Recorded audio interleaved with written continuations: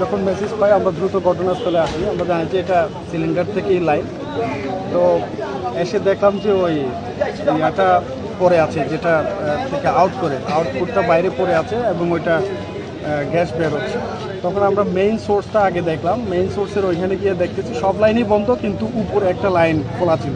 তো ওইটা ওদেরকে যখন করলাম যে এটা আপনারা বন্ধ করেন, তাহলে এটা বন্ধ হয়ে যাবে। তখন ওটা বন্ধ করার সাথে সাথে বন্ধ হয়ে গেছে।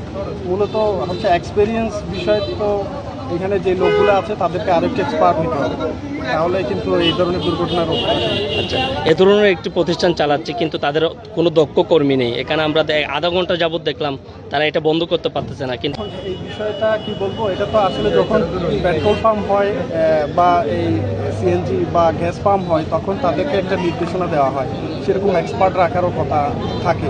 কিন্তু তাদের কোন ধরনের আছে এটা আমরা তো জানি না। আশা করি এটা পরবর্তীতে কর্তৃপক্ষ যারা আছে তারা এটা যাচাই বাছাই করবে। আমরা দেখতে পাচ্ছি কোনো টেকনিশিয়ান তাদের কাছে নাই। তার মধ্যে তাদের যে কর্মচারীগুলো রয়েছে তারাও তেমন দক্ষ নয়। আচ্ছা, আসলে আমাদের সচেতন হওয়ার দরকার।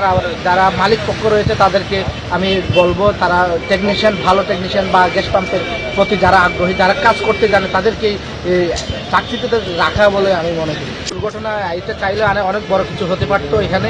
এই দুর্ঘটনাটি কিন্তু যদি দুর্ঘটনার শিকার হতো তাহলে পুরো টার্মিনালটি আসলে ব্লাস্ট হওয়ার সম্ভাবনা রয়েছে।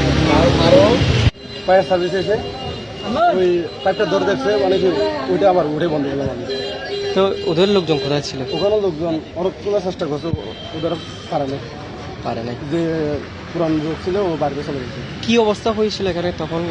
একটা গাড়ি নাকি গ্যাস নিয়েছিল, ওই গাড়ি নিয়ে নগর টান মারেছিল। এখানে গ্যাসের অবস্থা কেমন হয়েছিল একটু বলুন। পুরা পাম্প সাদা হয়ে গেছিল। সাদা হয়েছিল।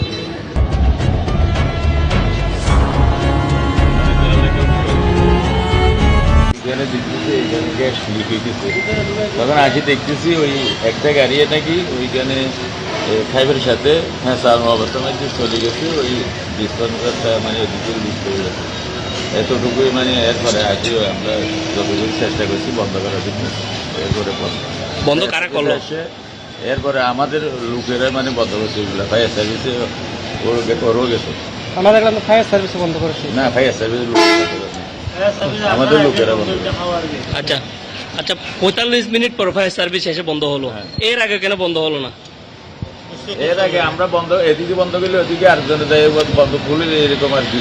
আচ্ছা, এটা একটি পর্যন্ত কেন আপনারা এটি বন্ধ করতে পারলেন না? এটা তো বড় ধরনের একটি ঘটনা করতে পারত। আমরা নামাজ পড়তে গেছিলাম, তো এই মানে সমস্যাটা হয়েছে আর কি। আচ্ছা।